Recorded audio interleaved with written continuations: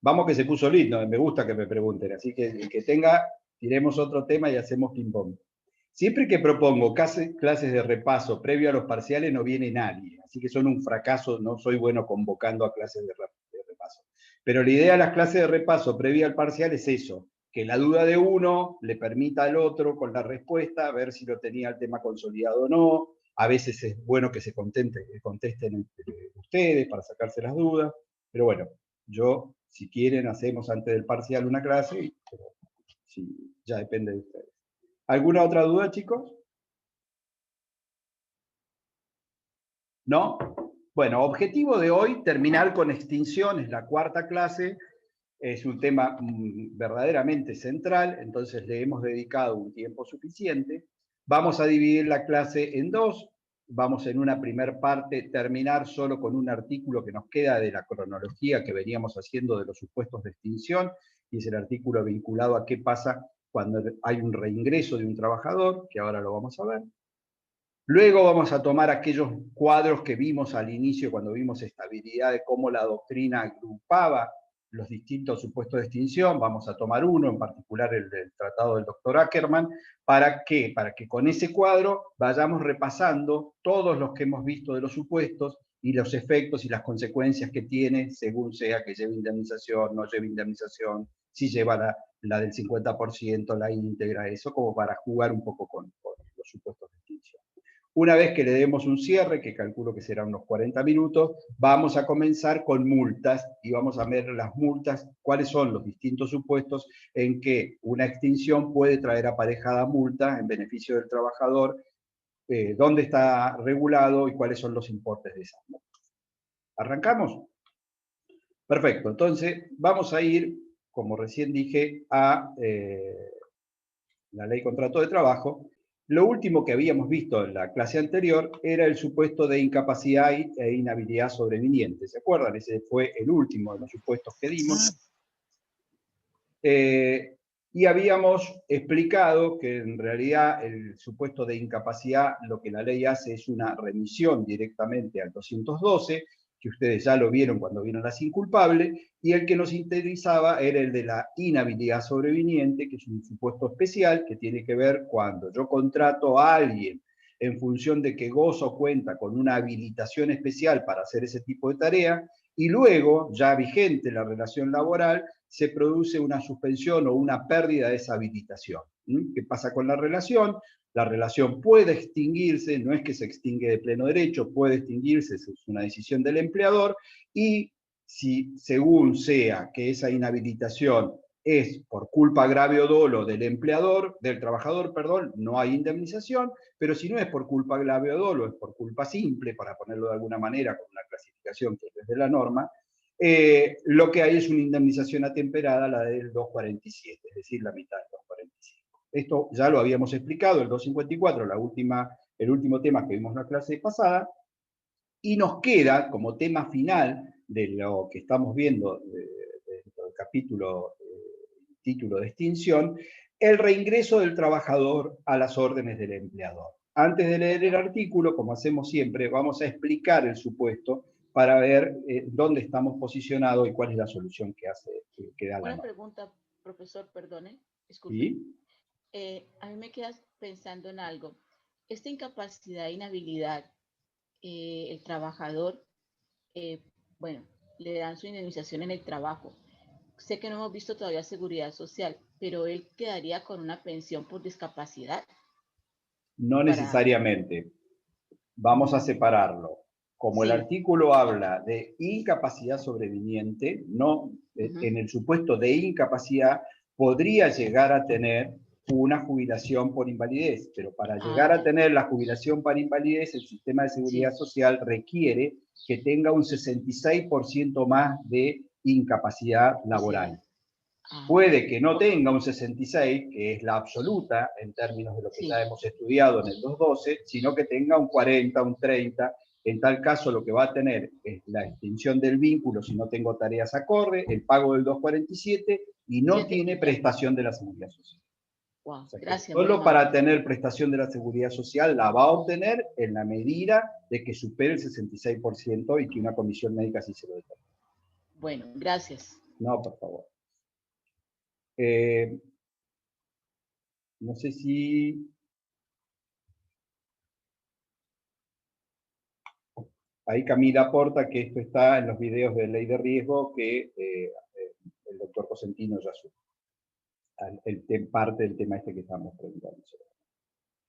Vamos entonces a ver este supuesto final que estamos hablando de extinción, es, ubiquémonos en la situación fáctica. Yo tengo un trabajador que presta o prestaba tareas para mí y que por algún motivo cesó, se fue del establecimiento. Pasa el tiempo y lo vuelvo a contratar. ¿Qué ocurre en esos supuestos? ¿Qué pasa con la antigüedad? La antigüedad que sumó antes, que tuvo en el primer, vamos a llamar, vínculo con la empresa, ¿se suma a la nueva antigüedad? ¿Sí o no? La primera respuesta respecto de eso hay que ir a buscarla en un artículo que ya vimos en su momento, pero que es uno de los primeros artículos, que es el artículo 18 de la Ley de Contrato de Trabajo. ¿Por qué? Porque es el artículo que está vinculado con lo que se denomina tiempo de servicio. Cuando se concedan derechos al trabajador en función de su antigüedad, se considerará tiempo de servicio el efectivamente trabajado desde el comienzo de la vinculación, el que corresponda a los sucesivos contratos a plazo que hubiere celebrado las partes y el tiempo de servicio anterior cuando el trabajador, cesado en el trabajo por cualquier causa, reingrese a las órdenes del mismo empleador. Por lo tanto, en términos de la ley, es clara en sostener que el tiempo de servicio es todo el tiempo que haya acumulado. Desde cualquiera haya sido el origen de la relación, por supuesto que estamos hablando siempre de un vínculo para con un mismo empleador. Si yo trabajo para la empresa Pepito SRL, me voy y después trabajo para la empresa Cachito SA, no puedo pretender sumar la antigüedad de uno con otro. Estamos hablando que trabajé para Pepito SRL, me fui, y al tiempo vuelvo a ser contratado por Pepito SRL. Ahí lo que hago es acumulo antigüedades en función del primer contrato más el segundo contrato. Esto, insisto, lo hemos visto tiempo de servicio, y este mismo artículo es el que nos da fundamento a cómo se computa la antigüedad en el trabajo de temporada. Recuerden que en la modalidad de temporada, la antigüedad se computa por tiempo efectivo de trabajo. ¿De dónde surge ese concepto? Del artículo 18. Tiempo efectivo de trabajo. Durante el ciclo activo, computo antigüedad. Durante el ciclo pasivo, no computo antigüedad para la modalidad de temporada. Ahora bien, voy a seguir siempre en el terreno fáctico para que después vayamos a la norma. ¿Qué ocurre si yo trabajé para una empresa, renuncié, luego me recontratan pasado el tiempo y en ese momento me despiden sin causa? La pregunta concreta es, cuando me deban liquidar la antigüedad, la indemnización por antigüedad del 245, ¿suman el primer tiempo, el primer periodo que yo trabajé al segundo o solo me indemnizan el segundo? ¿Entendieron la pregunta? Trabajo para una empresa, supongamos lo vamos a ir poniendo con fecha, 3 años de antigüedad, renuncio. Me recontratan a los 5 años, vuelvo a trabajar. Trabajo 2 años y me despiden sin causa. La indemnización del 245, ¿se paga nada más que sobre los últimos 2 años o se acumula? 3 Para más mí 2. son los últimos nomás.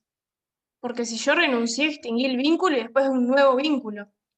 Claro, después de los Claro. 2 años nomás. Claro. Bueno, Yo Kiara voto se 5. enojó, se cortó así, dijo, para mí es el último, y listo, no me jodas. Pero, ¿qué dice el artículo 18, Kiara? Si es según el artículo 18, para mí sí se acumulan. Por más que se haya extinguido la primera relación, es periodo que trabajó. Por lo tanto, según el 18, se debería acumular. Por eso leímos el 18. Ahora, no voy a responder, no voy a dar la solución, voy a cambiar el supuesto. Trabajo 3 años para una empresa, me despiden sin causa y me indemnizan. Pasa el tiempo, me vuelven a contratar, trabajo 2 años y me vuelven a despedir sin causa. ¿La indemnización que me pagan es solo por el último periodo o sumo los 2 periodos? Y ahí para No mí se es por el suma último porque sería periodo, único y porque El el último primero ya... periodo. Ahora tenemos más adeptos al último periodo, pareciera. ¿Alguien sostiene que son los dos periodos sumados? ¿Entienden la diferencia?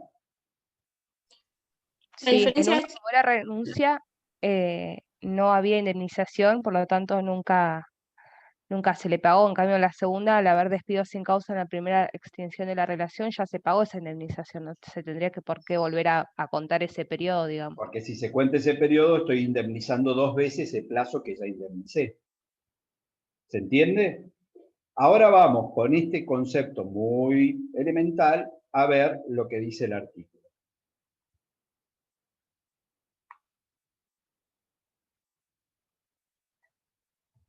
Ahí estamos.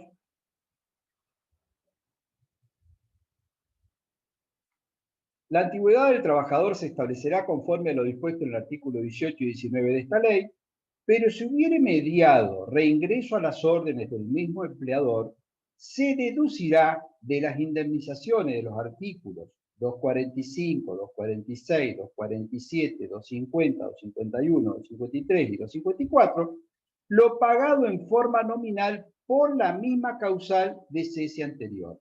En ningún caso las indemnizaciones resultantes podrán ser inferior a las que hubiera correspondido al trabajador si su periodo de servicio hubiera sido solo el último y con prescindencia de los periodos anteriores al reingreso. ¿Qué es esto más allá de la remisión que nos está haciendo y que nos obligaría a ir a los artículos? 245, todos ya sabemos qué es. Es la fórmula de cálculo para el despido sin causa, es la indemnización plena. Vamos a hacerlo al ejercicio, nos tomemos un ratito. 246, despido indirecto, es cuando el trabajador se coloca en situación de despido indirecto. 247, extinción por causales económicas, falta de disminución de trabajo o fuerza mayor. Hasta ahí estamos. ¿Qué otro seguía? El 248 es por muerte, con lo cual difícilmente esté computado. 250. 250, 51, 53 y 54. 250 es el de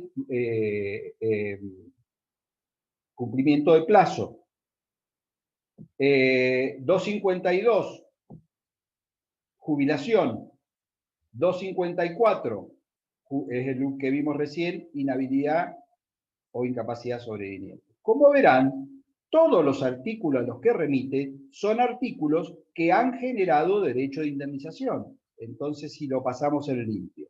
Si yo tengo un primer periodo donde se ha extinguido el vínculo y he cobrado alguna de las indemnizaciones, ya sea porque fue despido sin causa, ya sea porque me coloqué en situación de despido y sin juicio y lo gané y cobré, ya sea porque tuve una incapacidad o una inhabilidad, y luego me recontratan, cuando vaya a extinguir con un despido incausado, solo voy a tener que indemnizar el último periodo. ¿Y esto por qué? Porque le voy a debitar lo ya cobrado del periodo anterior, del primer tramo.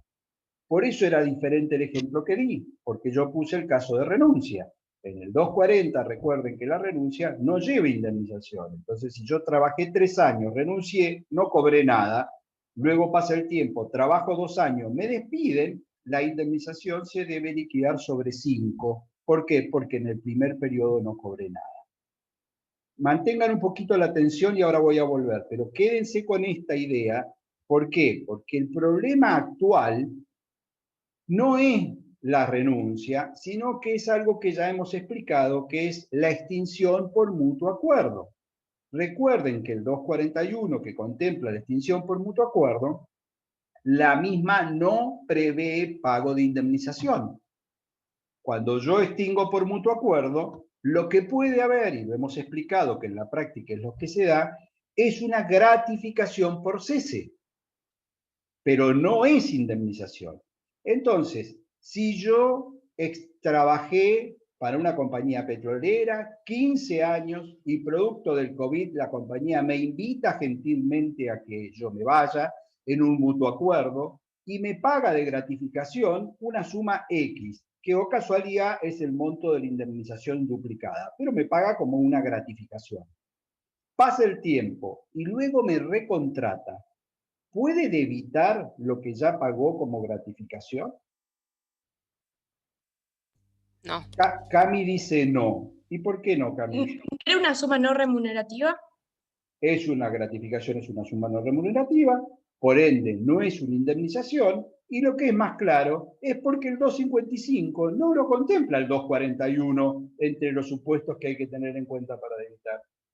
¿Por qué no lo contempla? Porque el 241 no lleva indemnización. Solo están contemplados en esta enumeración de artículos, el 245, 46, 47, 50, 51, 53, 54, los que tienen indemnización, ya sea plena o atemperada, pero tienen indemnización al fin.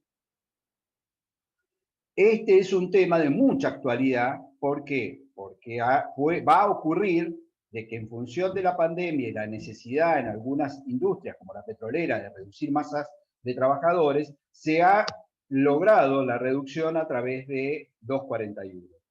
Y cuando la actividad, ojalá que sea pronto, remonte y esa mano de obra que es calificada sea necesaria y se lo recontrate, y después eventualmente se lo vaya a despedir sin causa, no podría técnicamente deducirse lo ya pagado, porque lo ya pagado no es una indemnización, es una gratificación. Entonces, ojo con este tema, porque si bien hay otra cuestión en este artículo, el artículo fue reformado, como verán, en el 2016, para tratar de solucionar una cosa, y la verdad que la redacción es malísima, porque habla de valores constantes. El tema es, ¿qué es lo que deduzco? Vamos a ponernos ahora a hacer una cuenta matemática. El trabajador, 3 años trabajó del 2000 al 2003, yo lo despedí y lo indemnicé. ¿Cuánto le pagué? 10.000 pesos. Luego viene, trabaja el 2018 y el 2019, lo vuelvo a despedir. Si yo tomo la redacción textual de la norma, debería hacer la cuenta de la liquidación con los 5 años y deducir lo ya pagado a valores constantes. En nuestro país eso es ciencia ficción, porque en función de los ajustes que tenemos por inflación y los cambios de moneda que hemos tenido a lo largo de la historia, es muy difícil mantener un valor a moneda constante. Ustedes me imagino que esto lo sabrán y lo tendrán en el día a día con la inflación, el dólar blue, etc. Entonces, la redacción sigue siendo un dolor de cabeza, porque si yo tuviera que hacer la cuenta, no sabría o no podría tener certeza de que ese valor que voy a repotenciar sea un valor equivalente o valor constante. Pero ¿qué ha hecho la jurisprudencia? No solo después del 2016, sino antes también. Directamente la jurisprudencia lo que hace es, cuando hay indemnización anterior, lo que hace es no computa si ha sido plena ese periodo a los fines de la antigüedad y computa el último. Si no ha sido plena y ha sido el 50, toma el valor como si fuera el cálculo actual al 50. ¿Qué es al 50? Supongamos que la extinción fue por el 247, o sea, se pagó por causa de fuerza mayor la mitad del 245. Yo hago la cuenta hoy y esos periodos, en vez de tomar los plenos, los tomo al 50%. Pago el 50 que falta más el pleno de la actividad. Eso es lo que hace la jurisprudencia, pero no es lo que dice la norma. La norma habla de una repotenciación a valores constantes, cosa que es bastante compleja. Bien, ¿dudas de esto? ¿Y no era plena, profe, qué era? Si no es la indemnización completa del 245, suponete que antes lo despediste por falta de remuneración de trabajo, pagaste el 50%, pagaste el 247. Entonces, ¿qué ocurrió? Vamos a hacerlo así de simple, Kiara, a ver si te ayudo con esto. Tuvo 4 años de antigüedad. Cuando yo lo indemnicé, no le pagué 4 meses, porque como era el 247, le pagué solo 2 meses. Ahora vuelve a trabajar, vuelve a sumar, lo voy a despedir. Cuando lo despido sin causa, de la anterior no la borro toda, sino que solo puedo tomar los 2 meses indemnizados. Los otros 2 meses los voy a pagar ahora. Eso es lo que se hace en la práctica. Bien. ¿Algo más? ¿Alguna duda de esto? Yo tengo una.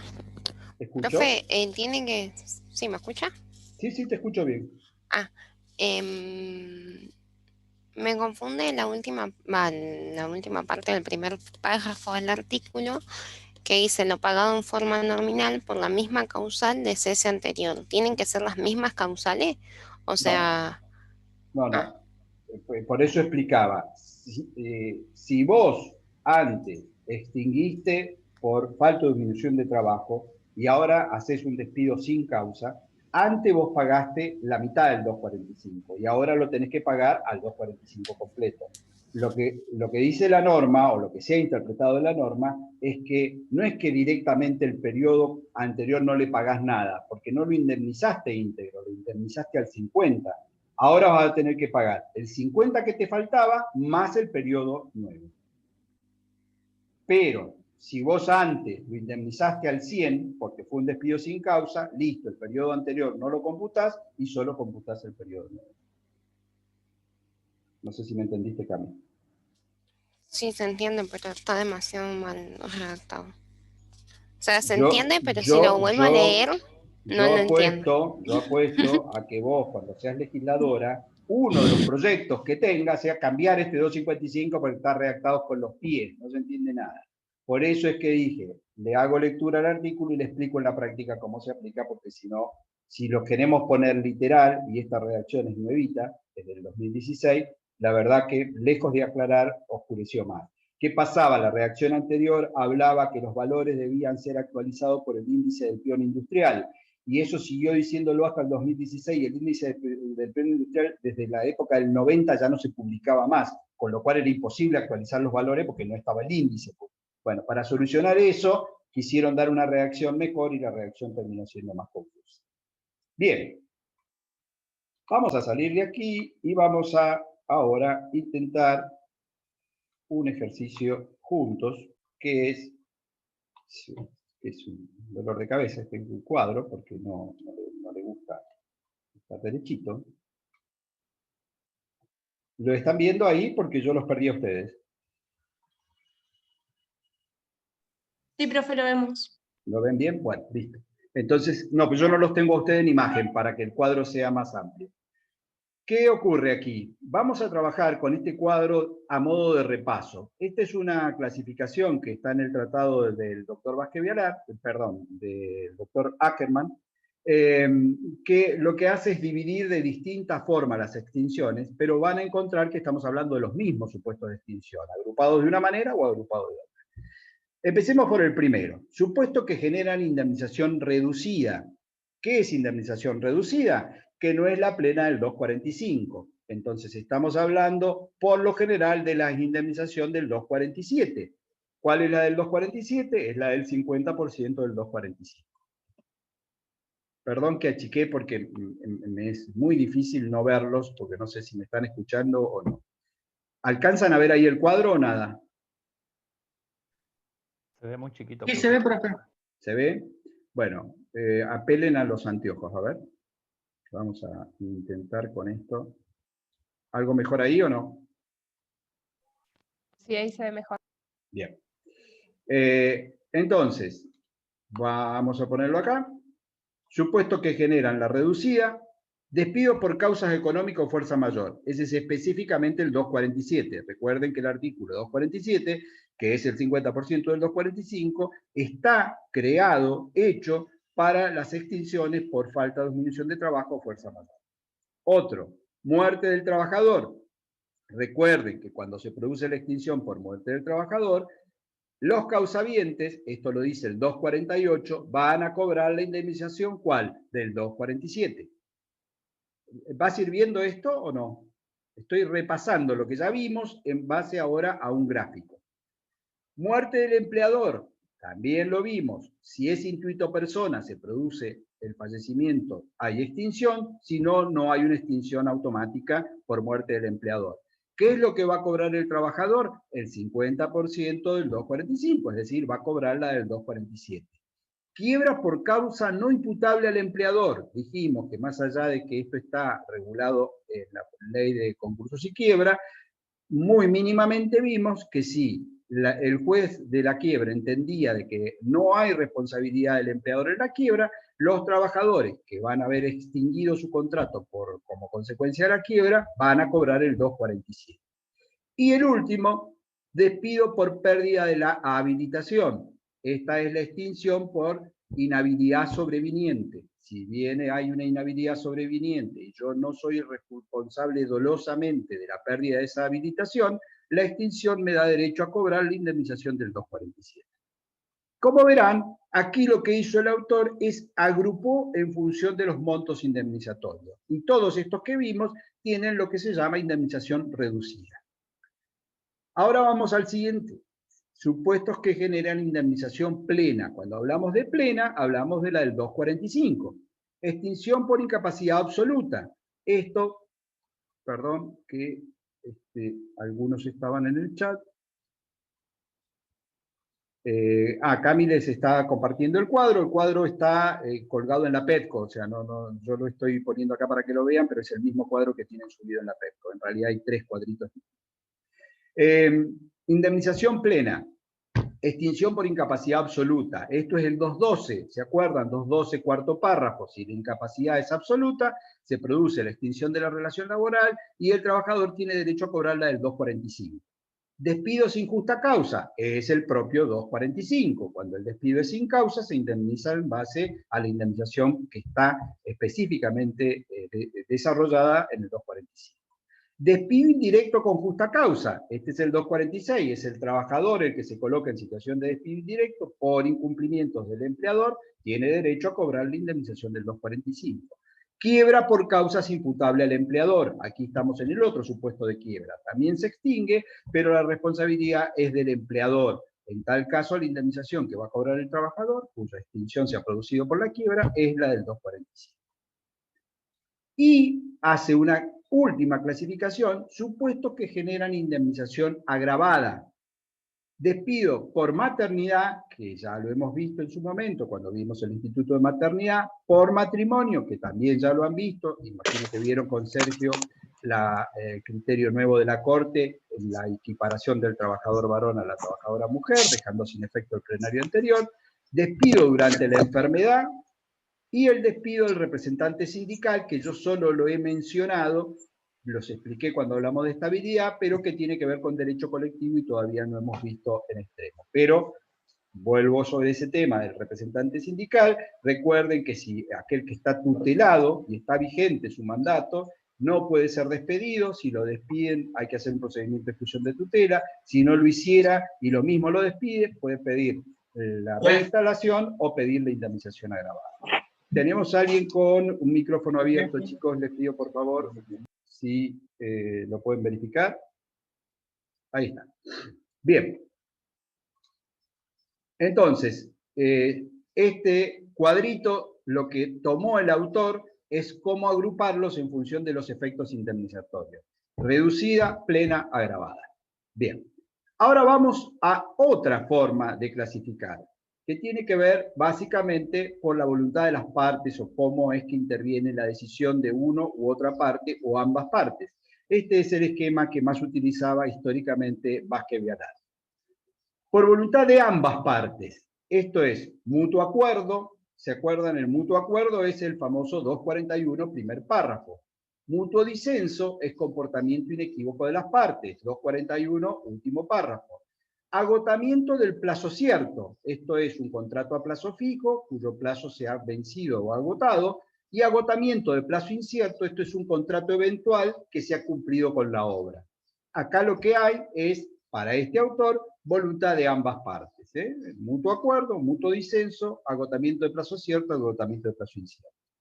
Las denominaciones que le dan no necesariamente son las denominaciones que ustedes vienen viendo en base a lo que dicen los artículos, sino es como la doctrina los califica a esas formas extintivas. Pero son... Profe, ¿sí? ¿Y el segundo cuál sería? Mutuo disenso. Mutuo disenso es el 241, último párrafo. Extinción por comportamiento inequívoco de las partes. Por eso habla de mutuo disenso. Es porque ninguna de las dos quiere continuar con la relación laboral, pero no lo dice de manera expresa. Por eso se llama comportamiento inequívoco de las partes para el artículo de la norma.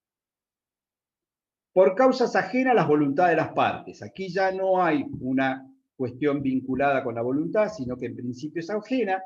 Causas económicas, fuerza mayor, estamos en el 247, muerte del empleador, estamos en el 249, del trabajador, en el 248, del empleador, en el 249, quiebra, jubilación, incapacidad del trabajador, inhabilitación del trabajador.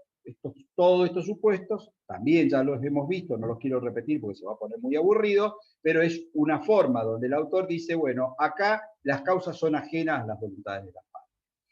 Y por último, la voluntad unilateral de las partes. Por voluntad del empleador, despido sin justa causa, despido con justa causa, y por voluntad unilateral del trabajador, la renuncia y el despido en situación indirecta, o sea, el despido indirecto, que es el que vimos del 246.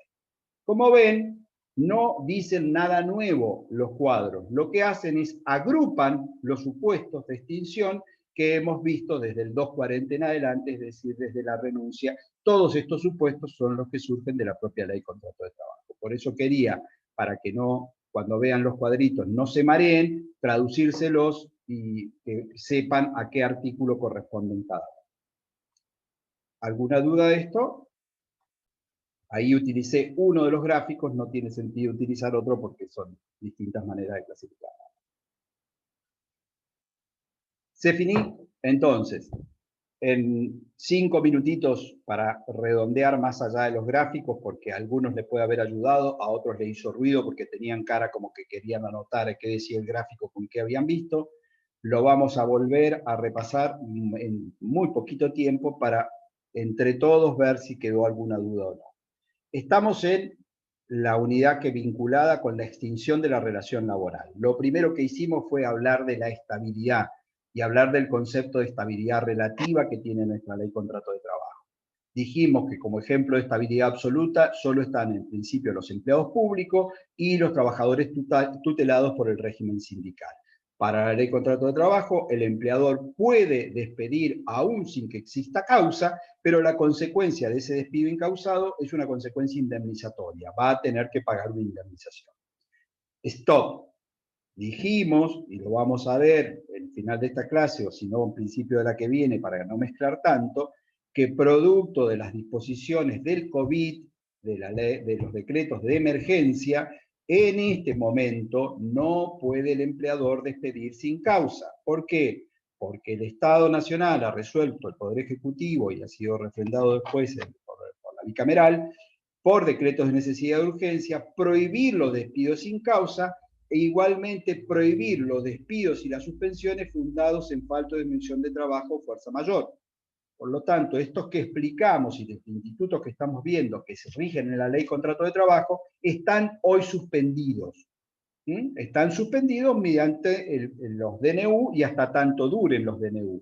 La última prórroga de prohibición de despido y de suspensiones es hasta el 30 de noviembre. Se especula con que va a ser prorrogado por lo menos hasta marzo y allí recién podría desaparecer la prohibición de despido. Pero bueno, por eso es que me tomó otra vez el trabajo de explicarles.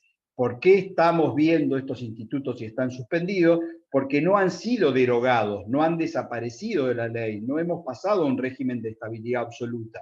Seguimos con una estabilidad relativa, nada más que temporalmente eso se ha visto afectado por una situación excepcional, por la emergencia de la pandemia del COVID. Ahora bien, una vez que hicimos esta aclaración de los regímenes de estabilidad y cómo operaban, comenzamos a ver los supuestos de extinción. Yo voy a mencionarlos muy por arriba a todos.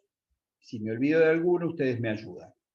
Extinción por renuncia, la del 240, la formalidad de la renuncia debe ser hecha por telegrama colacionado laboral o ante la autoridad administrativa, no hay otra forma, y no tiene consecuencia indemnizatoria. Es un acto unilateral voluntario. ¿Se acuerdan? Esa fue la primera que vimos, bastante sencilla. Antes, perdón, de ver las causales de extinción, pasé de largo, vimos otro instituto importante en extinción que es el preaviso, y vimos todos los supuestos del preaviso, cómo se confiere el plazo del preaviso, cómo se paga la indemnización sustitutiva, la integración del mes de despido, o sea, no olviden preaviso que integra extinción. Sigo entonces, renuncia, 240, 241, mutuo acuerdo. El artículo 241 tiene dos supuestos, como recién me preguntaba Chiara. Un supuesto es la extinción por mutuo acuerdo hecha ante la autoridad administrativa o por escribano. Dice escritura pública, permite la extinción por escritura pública. ¿Tiene consecuencia indemnizatoria? No, no lleva indemnización, más allá de que en la práctica pueda haber el pago de una gratificación por cese. El mismo artículo, en la parte, último párrafo, tiene otro supuesto de extinción, que es por comportamiento inequívoco de las partes. Uno deja de ir, el otro no lo intima, pasa el tiempo, eventualmente se celebra un nuevo contrato de trabajo para con otro empleador, hay una conducta inequívoca extintiva, es de interpretación restrictiva y es una forma también de, como dice la doctrina, mutuo disenso, no lleva indemnización. ¿Hasta ahí estamos? Vimos el concepto de injuria laboral, que lo que hace es permitir la extinción causada del vínculo, ya sea que el empleador invoque la causa para extinguir o que el trabajador se coloque en situación de despido indirecto. ¿Cuál es el concepto de injuria de la ley? Es la injuria laboral grave que impide la prosecución de la relación laboral. Entonces, no cualquier incumplimiento es considerado injuria suficiente a los fines extintivos. Creo que se están aburriendo. ¿Tiene sentido el repaso o no? ¿O lo damos por sabido y pasamos a otro tema? Está bien, profe, siga, está bueno. Bien, Repaso. porque más de uno se está durmiendo, está cabeceando, como diciendo, esto ya lo vimos, no me volvá con lo mismo. Bueno, yo sí, lo intento y voy a acelerar para repasar lo que vimos por si surge alguna duda. 242 injuria, estábamos en el 243, que es la invariabilidad de la causa. Recuerden que una vez que se fija la causa, ya sea porque el despido lo hizo el empleador o porque el trabajador se colocó en situación de despido, no admite modificación. El 244 es otra forma extintiva, que es el abandono de trabajo. El abandono de trabajo, para que se configure, tiene que tener intimación.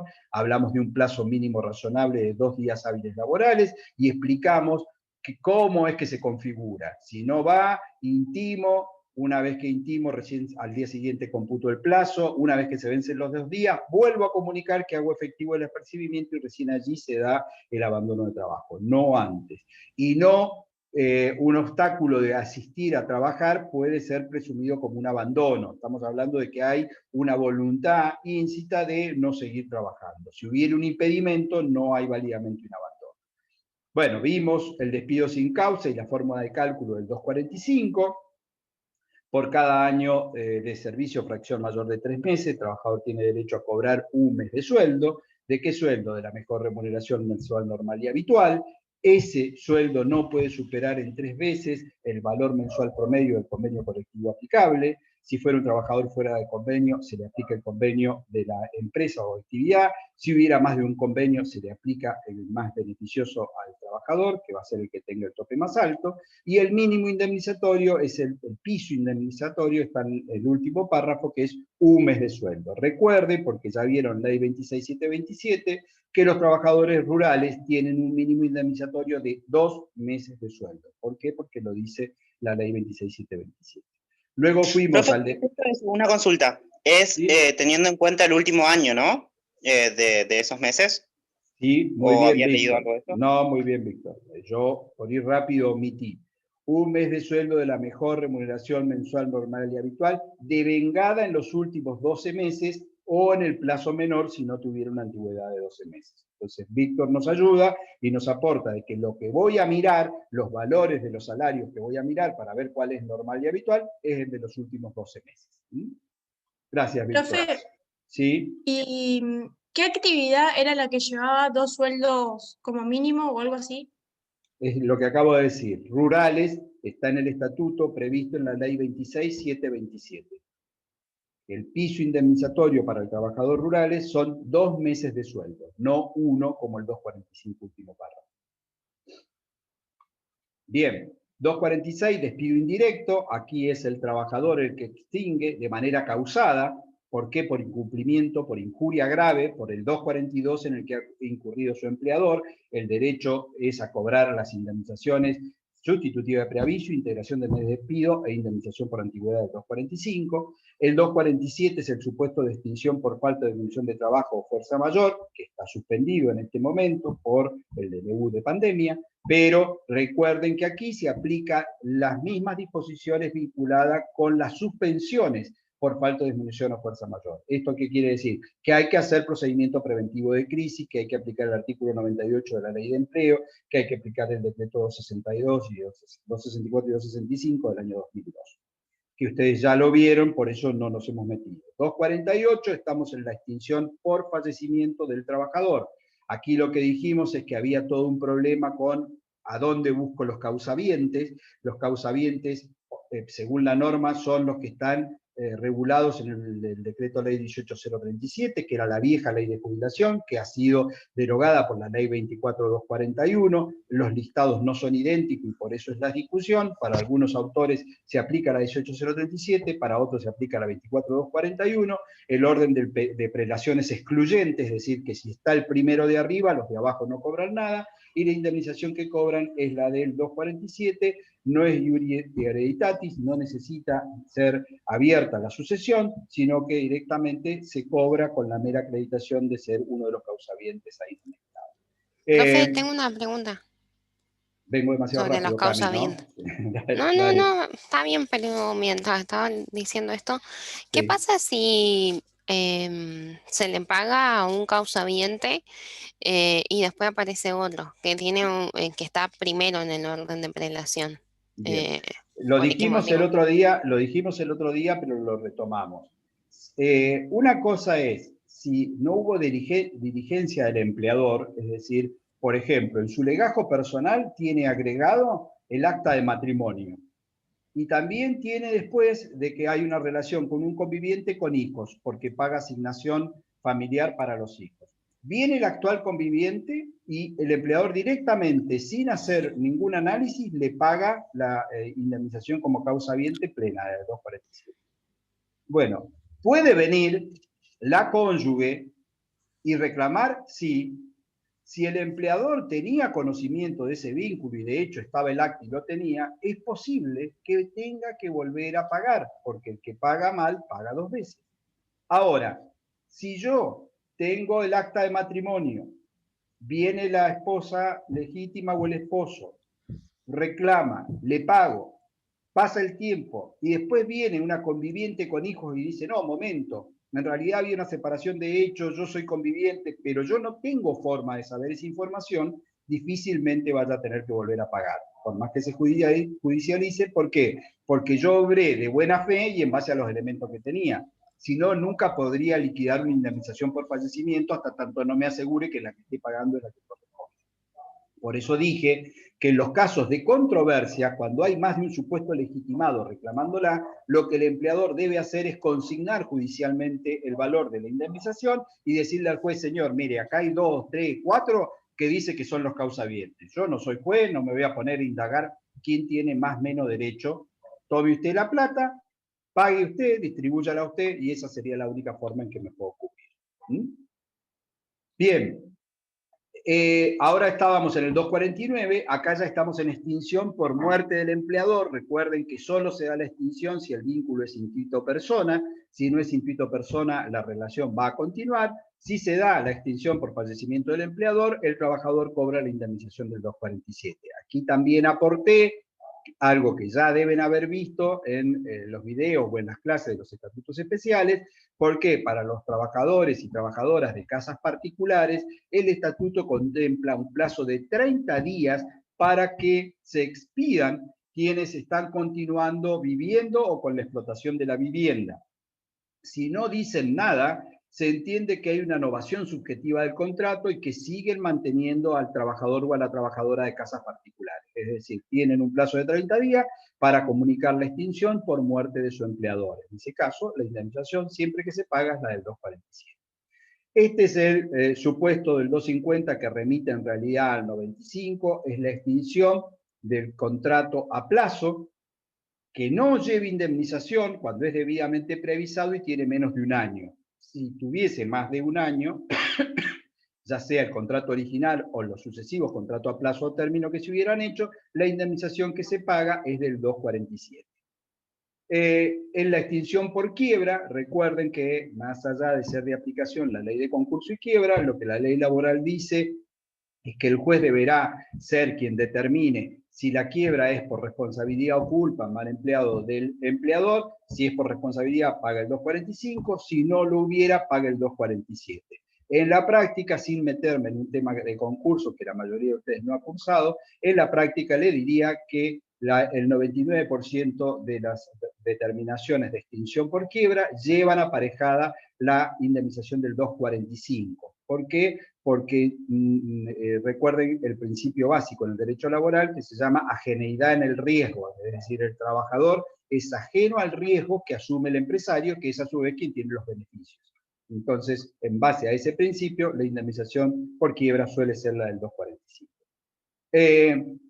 Vamos al supuesto de la jubilación, extinción por jubilación. Recuerden que este artículo que fue modificado en el último gobierno, el gobierno de Macri, lo que permite ahora es que el trabajador y la trabajadora puedan prestar tareas hasta los 70 años de edad, y recién cumplido los 70 años de edad y los requisitos de cargas efectuadas al sistema, es decir, 30 años de aporte y contribuciones, recién ahí el empleador podría eventualmente intimarlo a que se jubile. Esa intimación va a ser por un plazo máximo de 1 año. Si durante ese plazo se jubila, se extingue por jubilación. Si vencido el año no se jubila, la relación se extingue lo mismo, no lleva indemnización, pero vimos de que si el trabajador no se puede jubilar porque le faltaba algún requisito, como esta notificación opera como preaviso, el contrato se va a extinguir, pero se va a convertir en un despido sin causa y por lo tanto sí va a llevar indemnización con la gravedad que ello trae aparejado. Bueno, vimos que el trabajador jubilado, siempre que su régimen así lo permita, puede continuar o reingresar a trabajar en caso de que continuara trabajando para su mismo empleador y luego fuera despedido, solo se indemniza el último periodo. Lo mismo es que si trabajó, se fue y después viene ya jubilado, si viene ya jubilado, se indemniza solo el último periodo. Incapacidad e inhabilidad sobreviniente es lo que repasamos hoy, los dos supuestos, uno remite al 212 y a otro si hubiera culpa grave o dolo o no, y lo último, que es lo que dimos hace un ratito, son reingresos del trabajador para el caso de que haya sido indemnizado, se le debita la indemnización, y no, si no ha sido indemnizado por el periodo anterior, se suma la antigüedad completa y se paga íntegra. No di el 255 bis, que es el plazo de pago de la indemnización, este también es un agregado del 2010, porque había alguna duda de cuándo operaba la mora en el pago de indemnización. La doctrina sostenía lo que ahora dice la norma, la mora es la misma del 128, es decir, para el trabajador mensualizado, 4º día hábil. ¿Sí? Igual que el sueldo. La obligación del pago indemnizatorio opera, una vez extinguido el vínculo, al 4º día hábil. Bien. Quiero ver ahora las caras, están todos así como... Eso es extinción. Punto. Nos llevó un poquito más de lo previsto. ¿Por qué? Porque ahora vamos a intentar ver multas. Si no terminamos de verla, no desespere, clase que sigue, utilizamos un poquito. ¿Qué es esto de multas? Ya tenemos en claro que si el empleador despide sin causa, tiene que pagar la indemnización del 245. Ampliemos un poco lo que ya conocemos. ¿Por qué? Porque si el empleador, por ejemplo, despide un día 4 de noviembre y no preavisa, y su trabajador tiene 7 años de antigüedad, ¿qué tiene derecho a cobrar ese trabajador? ¿Alguien se anima a decirme? No montos, porque no di, pero sí rubros. Lo notifica del despido sin causa el 4 de noviembre, si hoy se pudiera despedir. La integración. Bien. Cami dice, va a pagar integración del mes de despido. ¿Qué es la integración? Son los días a partir de mañana hasta fin de mes. Eso es integración del mes de despido. ¿Qué más? Indemnización del 245. Indemnización por antigüedad, por los 7 años de antigüedad que tiene. Preaviso. Indemnización sustitutiva de preaviso, porque como no preavisó, tiene que pagar la sustitutiva, que consiste en ¿cuánto? 7 años tenía de 2 meses. ¿Por qué 2 meses? Porque superó los 5 años. Recuerden que cuando supera 5 años son 2 meses el preaviso. ¿Qué más? Aguinaldo, vacaciones. Sueldo anual complementario proporcional o aguinaldo proporcional, que es lo mismo que dijo Claudia. Vacaciones proporcionales. ¿Qué más? Los sueldos de vengados. Muy bien, Lucas. Los días, los sueldos de vengado. ¿Por qué? Porque lo despidió el 4 y hay 4 días que ya los trabajó, los tiene que liquidar. Entonces, va a cobrar el mes de noviembre completo, pero van a ser 4 días como salario de vengado y el resto, 26 días, como integración mes de despido. 2 meses de indemnización sustitutiva de preaviso, 7 meses de indemnización por antigüedad, proporcional de vacaciones y proporcional de SAC. En principio eso es lo que va a cobrar este trabajador.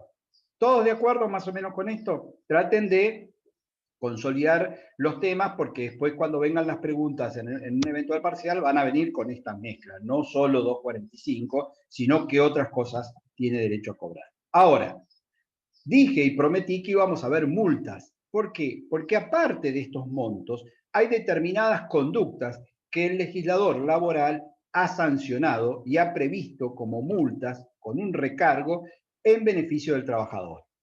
La primera multa que vamos a ver es la multa contemplada en el artículo 80 de la Ley Contrato de Trabajo. El artículo 80 es el que contempla la obligación de entrega de lo que se denomina certificado de trabajo. Entonces, es necesario, pero no lo encuentro, me han robado el artículo 80, acá está, es necesario que hagamos algunas observaciones antes de ver la norma y no sé si vale la pena que la lean completa porque la leamos ahora porque es muy larga. ¿Qué es el certificado de trabajo? La ley contrato indica que una vez que se extingue la relación laboral, también lo contempla durante la vigencia de la misma, pero a nosotros nos importa cuando se extingue. Una vez que se extingue, sin importar los motivos o las causales de la extinción, el empleador debe otorgar un certificado de trabajo. Ese certificado de trabajo debe contener los elementos esenciales de la relación laboral, como que fecha de ingreso, remuneraciones pagadas, categoría, aportes y contribuciones realizados. En la actualidad, esto se ha simplificado porque el certificado de trabajo se emite de la propia página de la AFIP. Cuando el empleador extingue el vínculo, va a la página de la AFIP, pide certificado de trabajo por número de CUID y en función de eso directamente el sistema, que tiene todos los datos cargados porque ha procesado toda la información en función de ser un trabajador registrado o en blanco, emite el certificado de trabajo. Ahora bien, acá viene lo difícil a veces de explicar. ¿Para qué sirve el certificado de trabajo? La respuesta mía es contundente, no muy simpática. Para nada, salvo para generar multas si no se entrega. Va de vuelta. ¿Para qué sirve el certificado de trabajo? Para nada, salvo para generar multa si no se entrega. ¿Por qué? Porque la norma contempla de que si el empleador no otorga el certificado de trabajo y ha sido debidamente intimado, el trabajador se hace acreedor a 3 meses de sueldo como multa. Tiene una multa tasada, 3 meses de sueldo. Va de vuelta. La norma dice que el empleador debe entregar un certificado de trabajo y describe qué debe contener ese certificado de trabajo. Les he explicado que no importa el motivo de la causal. Acá no nos interesa indagar si hubo renuncia, si hubo despido, si hubo falta de disminución de trabajo. No importa la causal. Cualquiera sea la causal, debe entregar el certificado. Ahora bien, ¿qué plazo tiene el empleador para otorgar ese certificado? Aquí viene una explicación asociada al artículo. ¿Por qué? Porque el artículo 80 habla de 2 días hábiles, pero este artículo ha sido reglamentado por el decreto 146 del año 2001, que lo que hace es agregar un plazo de 30 días de extinguido el vínculo para que el empleador otorgue el certificado. Entonces, ojo, porque si ustedes se quedan con la lectura del artículo, parecería que el plazo de entrega son 2 días. Como el plazo es muy exiguo y muchas veces, si es en el curso de un mes, ni siquiera están cargados los datos para otorgarlo, lo que hizo el Poder Ejecutivo a través del decreto reglamentario 146 es prever que el plazo de entrega del certificado son 30 días de extinguido el vínculo. Explico entonces cómo es la mecánica. Tengo una relación laboral vigente, se produce la extinción. ¿Me importa saber por qué? No, no me importa para nada saber por qué. Se extinguió la relación. A partir del momento que se extinguió, el empleador tiene 30 días para otorgarme el certificado de trabajo. Lo emite lo firma y me lo da. Si el empleador en esos 30 días no me lo diera, yo, trabajador, debo intimarlo por un plazo de 2 días para que me lo entregue. Si yo lo intimo, pasan los 2 días y no me lo entregó, tengo derecho a reclamar la multa tasada del artículo 80, que son 3 meses de sueldos. Están muy preocupados en anotar y poco en entender. Profe, Sí. profe, sí se está entendiendo, no se asuste. Ah, no, Bien. mentira. Profe, pero ¿puede explicar un poco cómo es el funcionamiento entre empleador y AFIP? Porque pareciera que si está todo en la AFIP, no entiendo por qué, no entiendo esa parte. Usted es muy inteligente. Si está todo en la FIP, ¿por qué no baja el propio trabajador con su propio quill el certificado? En realidad, hay varias cuestiones que no se entienden de esta norma. Para eso, tomémonos 5 minutos. Ya veo que hoy no termino con multa de casualidad, pero es necesario que entiendan la lógica. ¿Por qué? Este certificado del artículo 80 existió siempre en la ley contratos. No es algo nuevo, viene del año 73. Pero en su redacción original no solo no tenía multa prevista, sino que no tenía todos estos requisitos. Era el famoso certificado que acreditaba que yo trabajé para otro. Era para ir a buscar empleo. En definitiva, era como la carta de recomendación. Yo trabajé como embalador en el galpón de Clepe. Entonces tenía un certificado que decía fulano de tal ha trabajado durante tanto tiempo como embalador, desempeñándose correctamente en nuestra empresa. Ese era el certificado de trabajo que contemplaba la ley contrato de trabajo. Esto hasta que la ley 25.345 incorporó la modificación, le puso el requisito que debe contener todos estos datos, y ahora insisto por qué es absolutamente absurdo, contener todos los datos sustanciales de la relación, y a su vez generó una consecuencia de multa en caso de que no se entregue. Ustedes se asombrarían si tienen la estadística de cuántos juicios en la actualidad hay que solo dependen de reclamo de las multas, porque muchos empleadores no entregan el certificado de trabajo. ¿Por qué no lo entrega el certificado de trabajo? A veces por desconocimiento y también porque tuvimos durante muchos años una disputa con los contadores. Los liquidadores de sueldo naturales son los contadores, no los abogados. Nosotros los abogados no sabemos ni debemos liquidar sueldo. Pero los contadores, como los abogados, muchas veces hacemos invasión de la profesión del otro. No creemos que sabemos y nos metemos en la profesión. ¿Cuál ha sido el problema? Que hay otro certificado que se llama el certificado de cese laboral, que está previsto en la ley 24.241. Ese se llama certificado de cese laboral o certificado de remuneraciones, no certificado de trabajo. ¿Para qué sirve ese certificado? Ese es el que sirve porque es el certificado que acredita ante el ANSES los aportes y contribuciones para poder jubilarme. Entonces, visualicen 2 certificados distintos. Uno en la ley contrato de trabajo, certificado del artículo 80, denominado certificado de trabajo. Otro en la ley 24.241, certificado de cese laboral o de remuneraciones. Este de la 24.241 es el que sirve y no tiene prevista multa tasada. Entonces, ¿por qué la polémica? Porque los contadores, con gran lógica, dicen, se extinguió el vínculo, te doy el certificado del 241, de la ley 24.241, que también se emite en base a la FIP, certifico, y es el que te va a servir para acreditar los años cuando te jubiles. Ese es el certificado útil.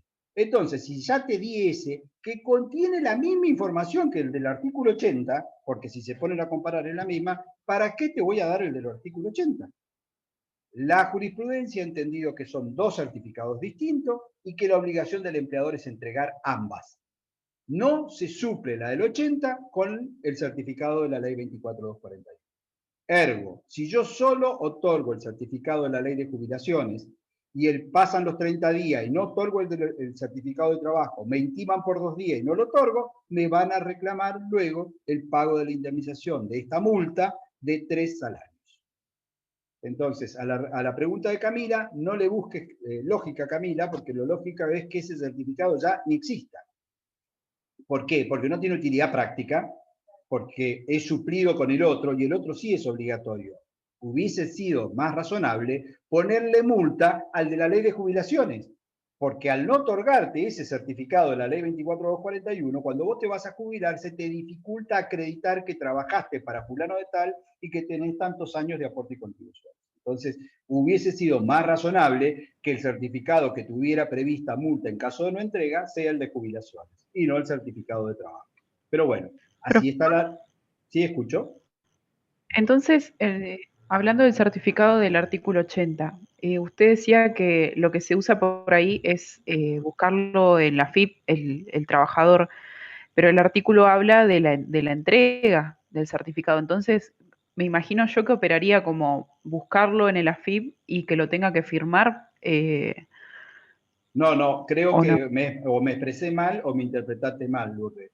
Camila preguntaba de que por qué sentido tenía si la información estaba en la FIP, y yo lo que completé es que siendo que estaba en la FIP podría ser de acceso para el trabajador. Pero eso no es lo que dice la norma. La norma no contempla ninguna gestión del trabajador más que intimar a que se lo entreguen. La obligación es del empleador y la falta de entrega genera la multa. Estábamos analizando, tratando de entender cuál era la lógica de que hoy, la lógica puede ser de que no todos los trabajadores acceden a Internet, que no todos los trabajadores acceden a la página de la FIP, que no todos...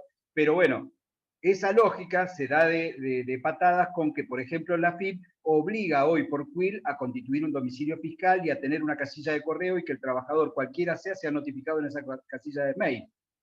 Entonces hay como un contrasentido. Pero para no confundirte, Lourdes, estamos haciendo catarsis, no es lo que dice la norma. O sea, tu análisis es del 80, exige que el empleador lo entregue. Si el empleador no lo entrega, los 30 días se los agregué yo del decreto reglamentario, no están en el artículo 80, si no lo entrega vencido los 30 días, hay que intimarlo. Pasan 2 días, no lo entrega, reclama judicialmente la. ¿Quedó, Lourdes, o te generamos mucho despelote? ¿No? Bien. Nos pusimos a filosofar de filosofía del derecho que no tiene... Profe, ¿y ¿Escucho? qué plazo tendría el trabajador para intimar al empleador? Por ejemplo, no hay un plazo de caducidad. Está bien la pregunta de Lara. Pasan los 30 días. ¿Debe inmediatamente intimarlo? No. Lo que el decreto reglamentario, integrando la norma del 80, dice es que hay que esperar 30 días porque en esos 30 días los puede entregar. Vencido ese plazo, podrá venir en el plazo de prescripción e intimar en cualquier momento a que se lo entreguen por 2 días hábiles. Y aquí viene otro problema.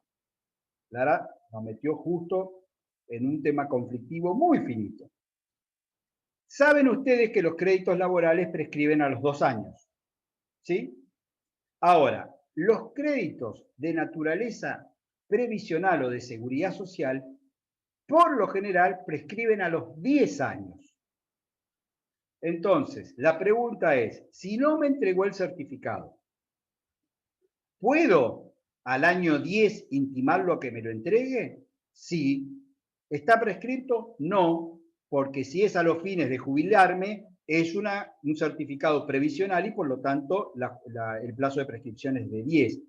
¿Puedo exigir la multa del artículo 80? No, porque esa es una obligación laboral que prescribe a los 2 años. Entonces, no voy a perder el derecho a reclamar certificado, el de trabajo no me va a servir, pero sí el de la 24241 para jubilarme, lo voy a poder reclamar, pero no voy a poder exigir la multa si ya pasaron los 2 años, porque la multa es de naturaleza laboral, está prevista en la ley contrato, y como tal prescribe a los 2 años. ¿Bien?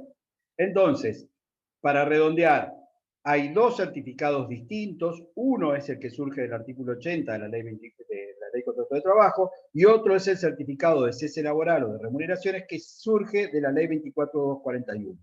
Este último es el que sirve para acreditar mis aportes y contribuciones y poder jubilarme.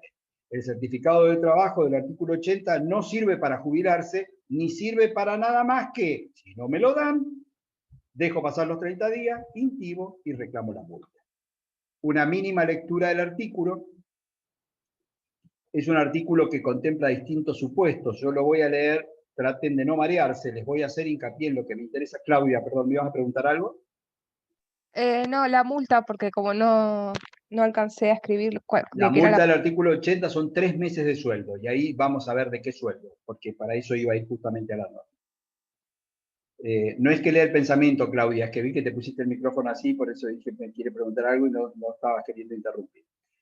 La obligación de ingresar los fondos de seguridad social por parte del empleador y los sindicales a su cargo, ya sea como obligado directo o como agente de retención, configura asimismo una obligación contractual. Lo que está haciendo acá es una declamación de el empleador tiene que ingresar los aportes y contribuciones, ya sea de manera directa o como agente de retención, y es una obligación del contrato de trabajo y es una obligación esencial del contrato de trabajo. El empleador, por su parte, deberá dar al trabajador, cuando éste lo requiriese a la época de la extinción de la relación, constancia documentada de ello. Durante el tiempo de la relación deberá otorgar tal constancia cuando mediare causas razonables. Acá la norma, insisto, es mala, entonces yo voy a parafrasearla para explicársela rápidamente. La obligación de la constancia de los aportes y contribuciones puede ser exigida al momento de la extinción o puede ser exigida vigente la relación cuando existan motivos fundados para así pedirlas.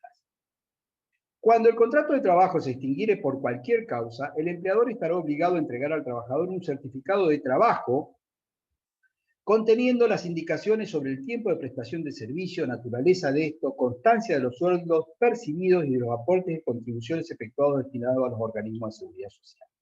Esto que estoy remarcando en este tercer párrafo es la obligación de la entrega del certificado de trabajo. Verán que dice, cuando el contrato se extinguiere por cualquier causa. Por lo tanto, no me interesa saber el motivo, sino que en todo supuesto de extinción debo otorgar certificado de trabajo. Profe, ahí las posibles sanciones que pudieron haber habido durante la relación, ahí no se pone No nada aparecen, conceptual, digamos. no aparecen, no. Está bien la pregunta de Claudia, porque antes, cuando el certificado de trabajo en realidad era una carta de recomendación, lo que solía tener era volcar el contenido no del legajo en cuanto a sanciones disciplinarias, y era una especie de prontuario, si tenía o no sanciones anteriores. Eso en el actual 80 no solo no debe contenerla, sino que si lo tuviera, vos como trabajador podés oponerte y decir, no es uno de los datos esenciales que pide la norma, entonces elimínelo.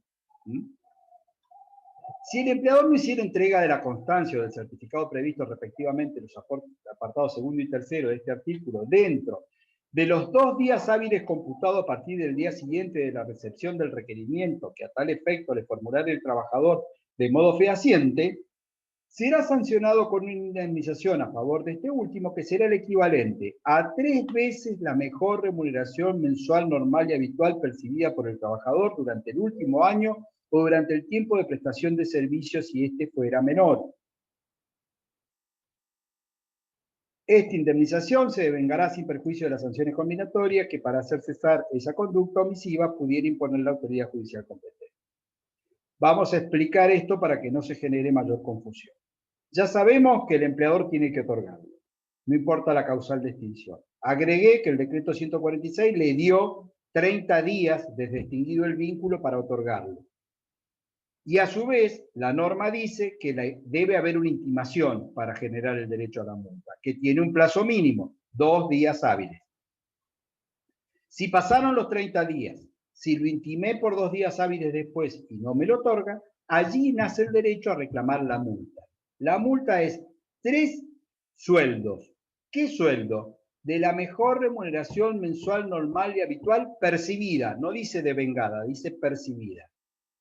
Pero observen que esto suele traerles confusiones, que aquí no hay ningún tope. Esto no es el 245.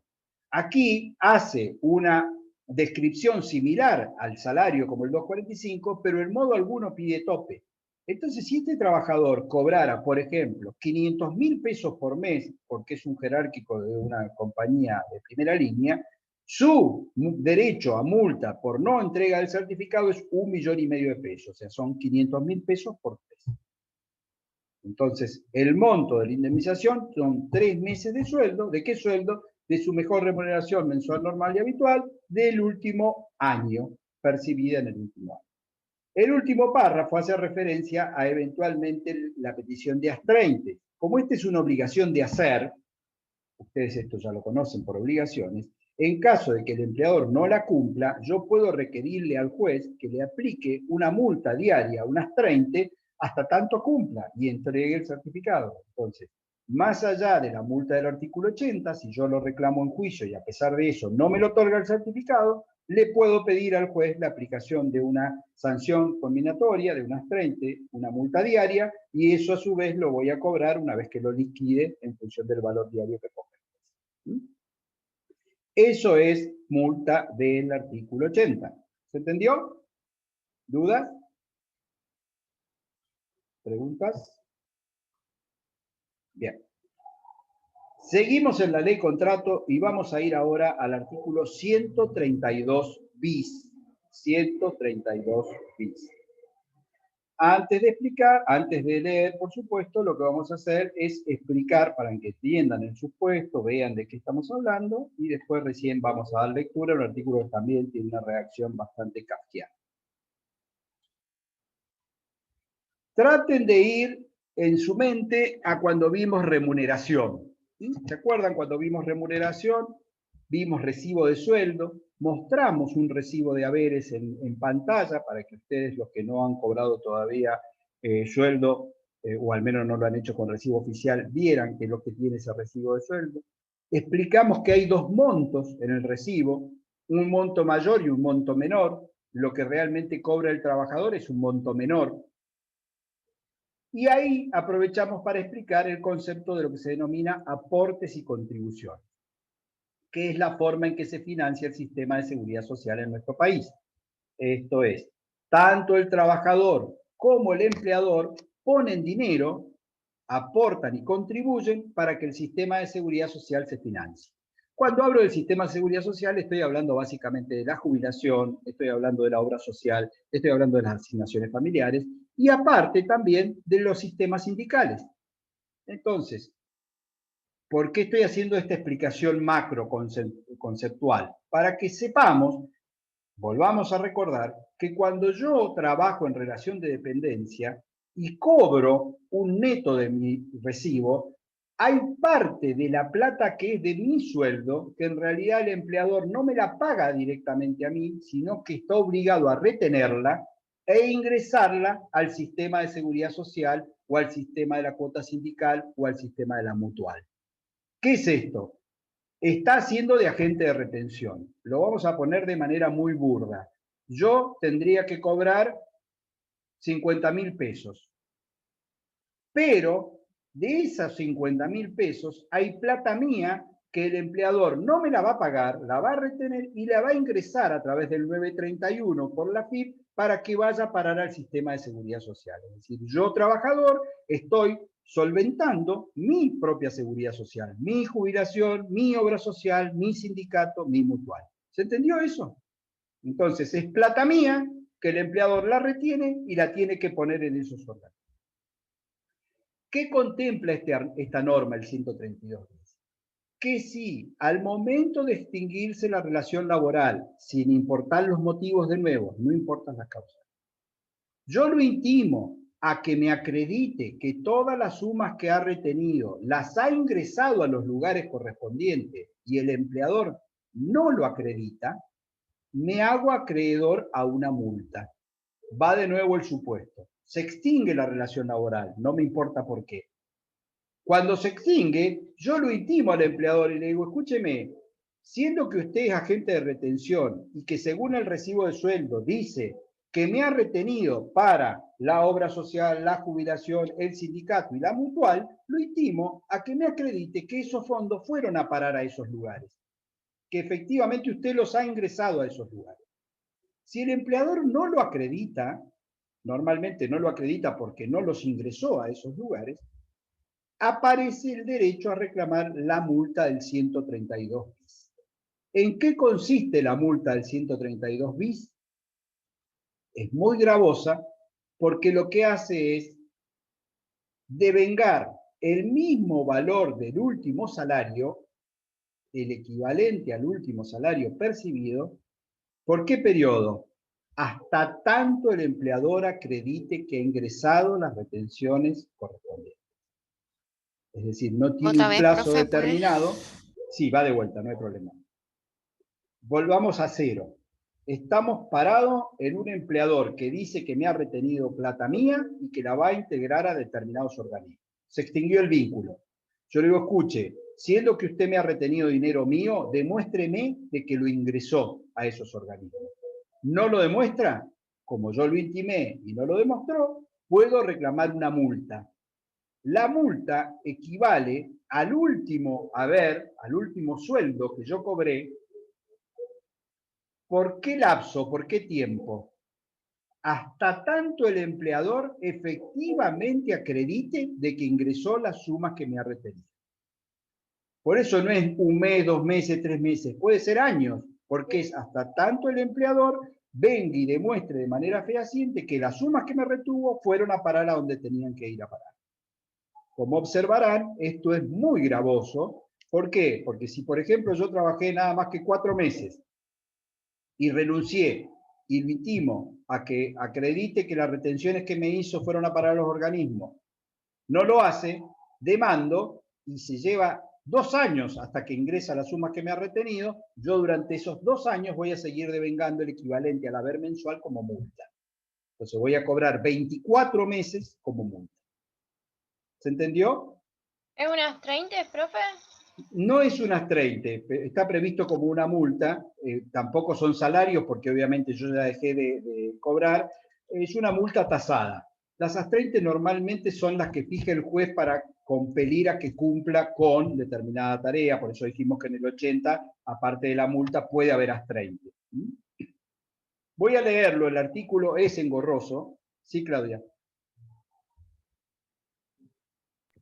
No, quería preguntar si estas multas son, las multas que estamos viendo ahora son siempre para cuando ya extinguió la relación, ¿no? Porque calculo que puede haber otras multas en el ejercicio, o sea, durante el vínculo. Sí, pero estas vamos a ir graduales y yo les voy a ir dando, tanto la del 80 como el 132 bis, exigen que esté extinguida la relación laboral.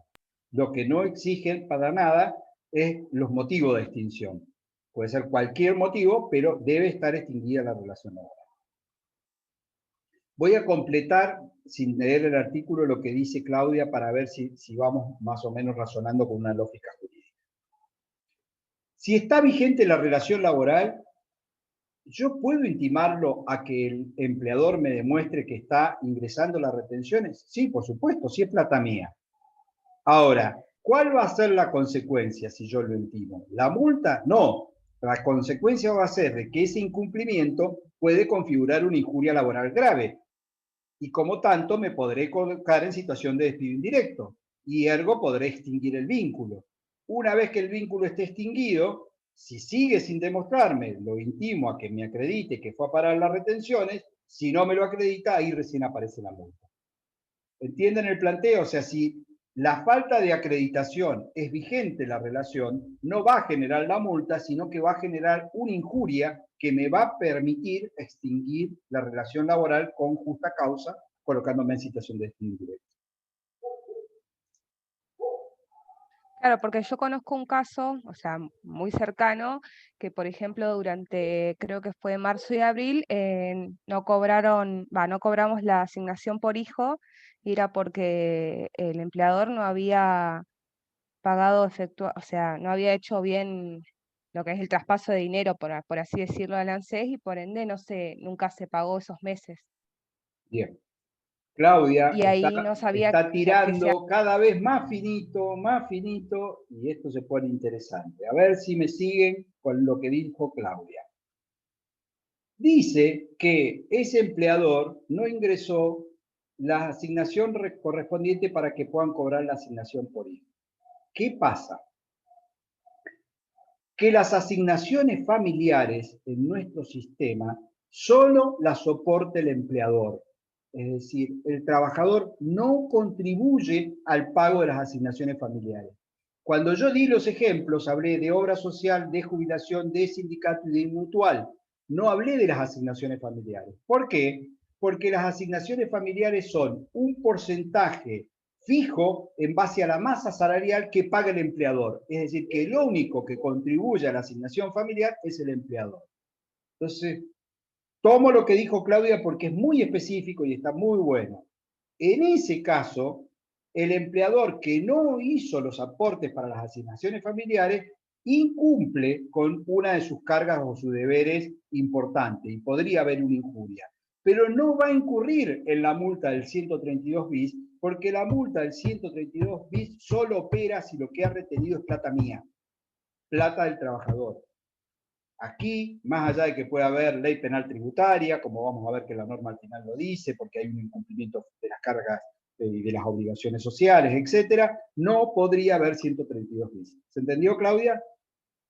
¿Sí? Lo metiste justo, o sea, entró el tiro por la aguja que Claro, era me el acordé de esa supuesto de situación excepción. y Claro. capaz que había que cobrar alguna multa, pero no. Ya te estaba poniendo. Bien, vamos al artículo. Paciencia, que el artículo está redactado muy arrevesado.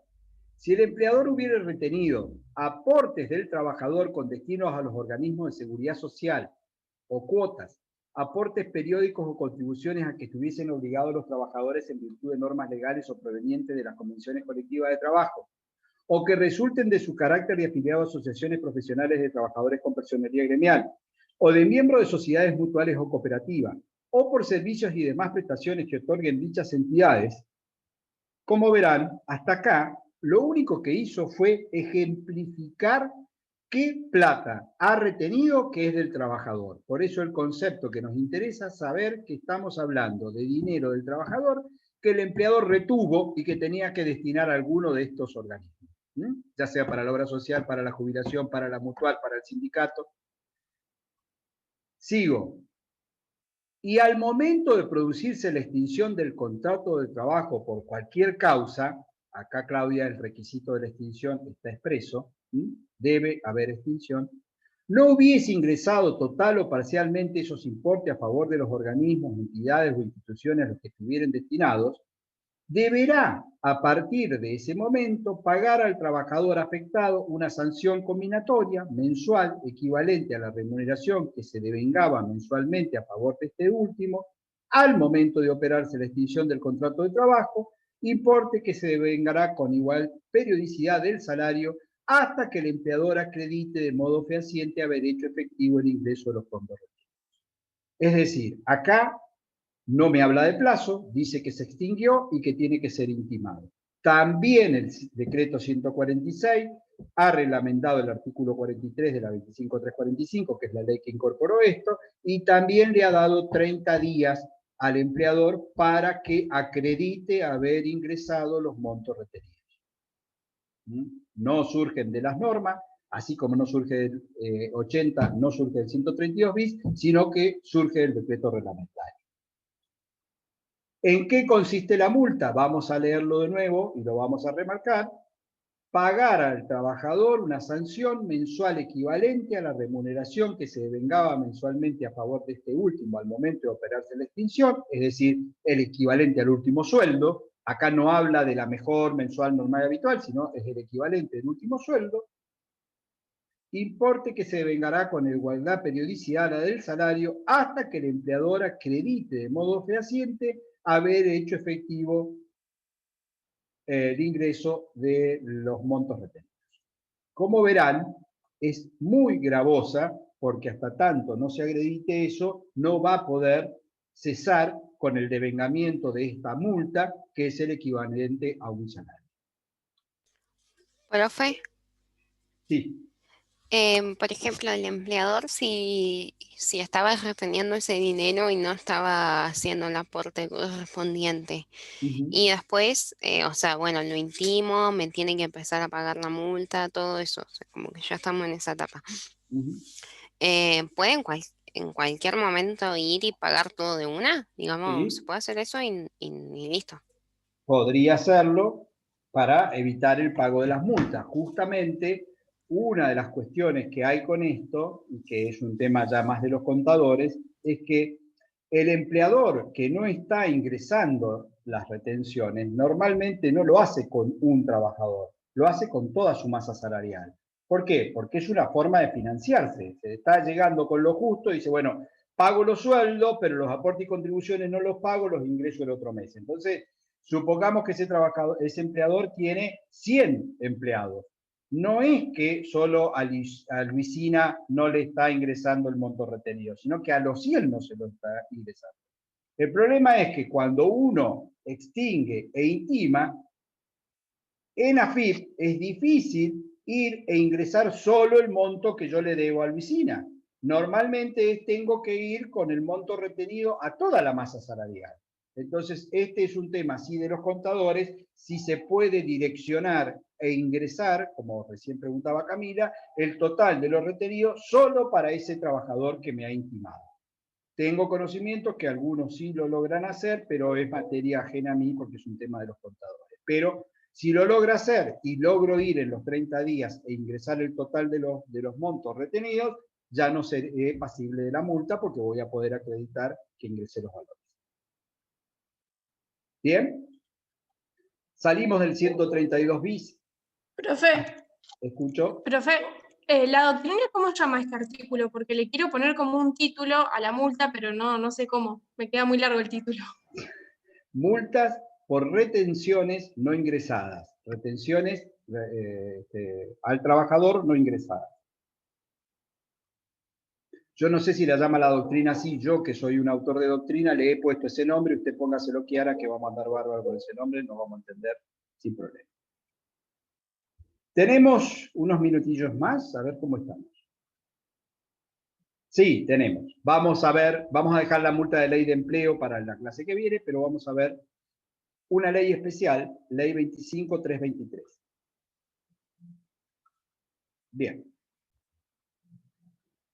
Acá vamos a cambiar de supuesto. Ya no, primero, no estamos adentro de la ley contrato, estamos en una ley específica, que es una ley muy corta, como van a ver, es una ley que tiene 2 artículos, el tercero es de forma, pero al tener no solo 2 artículos, tiene 2 supuestos totalmente distintos de multas a favor del trabajador. Por eso vamos a explicarlos de manera pausada.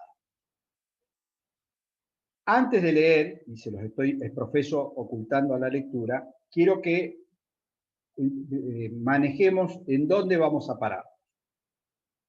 ¿Saben ustedes lo que es una relación en negro a esta altura? Sí. Es una relación no registrada legalmente. Y saben también que puede haber una relación mal registrada. ¿Cuáles pueden ser los errores de registración? ¿Qué significa este mal registrado? Que, por ejemplo, ponga que es un trabajador con una jornada reducida y que el trabajador esté trabajando las 8 horas. Bien. Hay una falsedad en la extensión de la jornada y por ende en la remuneración que se debe abonar. ¿Qué más? Otro supuesto. ¿Puede ser también cuando se registra con posterioridad al inicio de la relación laboral? Perfecto. Defectuosa registración en el ingreso. La fecha de ingreso no coincide con la fecha real del inicio de la relación. Otra puede ser cuando se registra con una categoría menor a la que tiene. Con una categoría, que exacto, que lo que incide es en el salario. Entonces, una tercera opción es cuando el salario entre el abonado y el correspondido está defectuosamente registrado. ¿Por qué pregunto esto así parece colgado? Porque antes de ver el artículo primero, tenemos que saber que el legislador hace años que viene procurando combatir las relaciones en negro o mal registradas. El resultado no ha sido muy bueno porque en nuestro país la cantidad de relaciones laborales que se encuentran mal registradas o en negro es altísima. Habrán escuchado, yo no manejo estadísticas porque no lo soy y no voy a repetir datos sin tener certeza, que se habla de que la mano de obra empleada en negro en nuestro país es tan alta que casi equivale a la mano de obra registrada. Entonces, parecería ser de una dimensión muy significativa. ¿Qué hizo el legislador? El legislador ya en los años 90 dictó una ley, que es la ley 24013, que es la última que hemos dejado para ver, conocida como Ley de Empleo. En esa Ley de Empleo, en el año 90, con índices de desempleo muy altos, que superaban el dígito, estábamos arriba del 14, el 16% del desempleo, siempre hablando del desempleo en cuanto a los cotizantes del sistema en blanco, El legislador generó a través de esta ley mecanismos para procurar registrar el empleo en negro. Esa ley, la ley de empleo 24013, también tiene multas, que la voy a dejar para la clase que viene porque es con el que vamos a cerrar las multas por el nivel de complejidad que tiene. Pasaron los años y el legislador se dio cuenta que para cumplir los requisitos que exige la multa de la ley de empleo, había que cumplir con mucha carga por parte del trabajador y por lo tanto no siempre podía cobrarlas. Entonces generó otra ley, una nueva ley, la ley 25323, que es de la que estamos hablando, que también procura o sanciona al empleador que mantiene relaciones no registradas o mal registradas. ¿Por qué hago esta aclaración? Porque cuando veamos el artículo 1 de la ley 25323, van a ver que dice que esta multa no se puede acumular con la multa de la ley 24013. ¿Y por qué no se puede acumular? Porque ambas normas, la 24013 y la 25323, apuntan casi a lo mismo, que es sancionar al empleador que tiene relaciones no registradas o que las tiene mal registradas. No desesperen, que luego vamos a entender la diferencia entre una y otra. Eso, pongo suspenso, va a ser la clase que viene para que lo terminen de entender. Pero vamos a ir por la más fácil, que es la 25323. ¿Qué dice el artículo primero de esta norma? Momento. Las indemnizaciones previstas en la ley 20744, artículo 245, y acá, si la norma la tienen ahí a mano, por supuesto que esto está en la carpeta de legislación, les sugiero que esto que estoy remarcando ahora lo tachen o testen o eliminen o como quieran ponerle. ¿Por qué? Porque esta ley 25013, artículo 7, fue derogada, no existe más. En algún momento en nuestro país tuvimos dos formas de calcular la indemnización por antigüedad. Una del artículo 245 de la Ley de Contrato de Trabajo y otra del artículo 7 de la 25013, según cuando haya sido la fecha de ingreso del trabajador. Por suerte, ustedes de eso se salvaron, ya la ley está eliminada y tenemos una sola forma de calcular el 245. Por lo tanto, les pido que eliminen o testen esta referencia, porque si alguno es prolijo y se va a buscarla, va a perder un montón de tiempo en tratar de entenderlo cuando esto ya no está vigente. Entonces, leo lo vigente. Las indemnizaciones previstas en la ley 2744, que a esta altura ya saben que es la ley de contrato de trabajo, artículo 245, o las que en futuro los reemplace, serán incrementadas al doble cuando se trate de una relación laboral que al momento del despido no esté registrada o lo esté de modo deficiente. Punto. Empecemos por entender esto. ¿Qué dice esta multa del artículo primero de la 25323? Que si el trabajador acredita al momento de la extinción de que la relación no estaba registrada o estaba mal registrada, la indemnización por antigüedad, pura y exclusivamente la indemnización por antigüedad, la del 245, se duplica. Se paga al 100% más, o sea, al doble. Si cobré 10.000 pesos por indemnización por antigüedad del 245, cobro 10.000 pesos más por la multa del artículo primero. ¿Cuál es el supuesto para poder proceder con el cobro de esta multa? Es que al momento de la extinción, la relación yo acredite que no estaba registrada o estaba mal registrada. Si yo lo pruebo eso en juicio y reclamo la multa, el juez va a condenar a que el 245 se duplique. Sigo. Para las relaciones iniciadas con anterioridad a la entrada de vigencia de la presente ley, los empleadores gozarán de un plazo de 30 días contado para garantizar la situación de trabajadores, etc. Este párrafo tampoco tiene sentido. ¿Por qué? Porque, como observarán, esta ley es del año 2000. Por lo tanto, ya no hay esta posibilidad de blanqueo que tuvo al inicio la norma. Entonces, hoy no hay posibilidad de eximirse. Último párrafo. ¿Y por qué expliqué lo de la Ley de Empleo 24013? El agravamiento indemnizatorio establecido en el presente artículo no será acumulable a las indemnizaciones previstas en los artículos 8, 9, 10 y 15 de la Ley 24013, que es justamente la Ley de Empleo a la que yo me estaba haciendo referencia y que es la ley de los años 90 donde el legislador procuró combatir las relaciones en negro o el desempleo en nuestro país. Entonces, Si yo voy por el artículo 1 de la 25.323, no puedo acumular las multas del artículo 8, 9, 10 y 15 de la 2403. ¿Se entendió eso? Repasemos de qué estamos hablando. El supuesto es que al momento de extinguirse la relación laboral, me he colocado en situación de despido indirecto, vamos a ponerlo concretamente. ¿Por qué? Porque invoqué que la relación estaba no registrada, pruebo que la relación estaba no registrada, tengo derecho a cobrar la indemnización del 245 con un recargo de un 100% más justamente por haber sido una relación no registrada o mal registrada. ¿Qué es mal registrada? La fecha difiere con la fecha real de ingreso, el monto de la remuneración difiere con el monto de la remuneración que yo realmente percibo, y la categoría o carga horaria, que es el otro supuesto que me dieron ustedes. Eso sería un error de registración. ¿Sí? Bien. Profe, Sí, Kiara. ¿el vínculo se puede extinguir por cualquier motivo? Va a ser difícil que sea por cualquier motivo, porque lo que presume es que te corresponde la indemnización del 245. Entonces, o ha habido un despido sin causa, o vos te has colocado en situación de despido indirecto, porque si no, si fuera otra la situación, una renuncia, no vas a poder duplicar lo que nunca tuviste derecho a cobrar. Pero entender que difícilmente, si vos estabas en negro, renuncies. Si vos estabas en negro, lo que vas a hacer es intimar a que se te registre la relación laboral, y como el empleador te va a desconocer el vínculo, ahí te vas a colocar en situación de despido indirecto. O sea, es poco probable que este artículo, o improbable que este artículo vos lo vayas a reclamar cuando ha habido una extinción del vínculo no causada.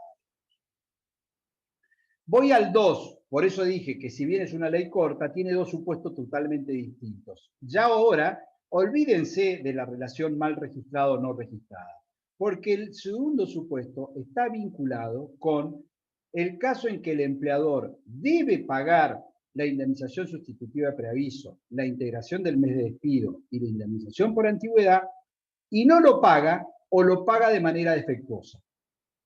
En ese caso, si el empleador no lo paga o lo paga mal, de manera deficiente, el trabajador puede intimarlo, debe intimarlo a que se lo pague. Vencido el plazo de la intimación, si no se lo paga, hay que ver qué ocurre, si ese trabajador tiene que iniciar una demanda o tiene que iniciar un trámite administrativo obligatorio. En ese supuesto aparece una multa. Entonces, vamos de a poco porque van a ver que son varios los requisitos que se tienen que dar. Hacemos una lectura y me detengo en los requisitos. Cuando el empleador, fehacientemente intimado por el trabajador, es decir, requiere intimación formal, plazo 2 días hábiles, que es el plazo mínimo de las intimaciones, no le abonare las indemnizaciones previstas en el 232, 233 y 245. A esta altura ya deberían más o menos manejar que estamos hablando de indemnización sustitutiva de preaviso, integración del mes de despido e indemnización por antigüedad. No le pagare cualquiera de estas. Esto lo borran, artículo 6 y 7 de la 25013, recuerden que les dije que es una ley que está derogada. Y consecuentemente lo obligare a iniciar acciones judiciales o cualquier instancia previa de carácter obligatorio para percibirla, estas serán incrementadas a un 50%. Vamos de nuevo con la situación fáctica para ver si se entiende. El empleador me adeuda o la indemnización sustitutiva de preaviso, o la integración del mes de despido, o el 245. Pueden ser las tres o cualquiera de esas. Me la adeuda. Es decir, hubo un despido sin causa, o yo me coloqué en situación de despido indirecto y no me lo pagó. Lo intimo por un plazo mínimo, 2 días hábiles, a que me lo pague. No me lo paga. ¿Alcanza con esto para reclamar la multa? No. Dice la norma que si a su vez no me lo paga y yo le inicio una demanda para cobrar o una instancia previa obligatoria, en tal caso me hago acreedor a una multa de un 50% más del monto que me debía. Es decir, el monto, ya sea la indemnización del 245 o la integración del mes de despido o la indemnización sustitutiva de preaviso, con más un 50% más. Voy a volver sobre esto porque esta parte es confusa. No es que automáticamente, si me debe el dinero y yo lo intimo, me hago acreedor de la multa. La norma ha puesto un requisito más. Es, me debe el dinero, lo intimo, no me lo paga, y voy e inicio un juicio. Primer supuesto, eso todo el mundo sabe de lo que estamos hablando, inicio una acción judicial. Cuando inicie la acción judicial, pido en la acción judicial un incremento de un 50% de las sumas que me debe. ¿Hasta ahí está todo de acuerdo? Ese es el supuesto fácil. Luisina, ¿se entendió o no? Te quedaste medio regulando. Ok, listo. Ahora hay otro supuesto en la norma. Observen cómo lo describe. Habla de obligue a instancia previa de carácter obligatorio para percibirla. ¿Qué es esto? ¿Alguien sabe qué es esta instancia previa de carácter obligatorio para percibirlas?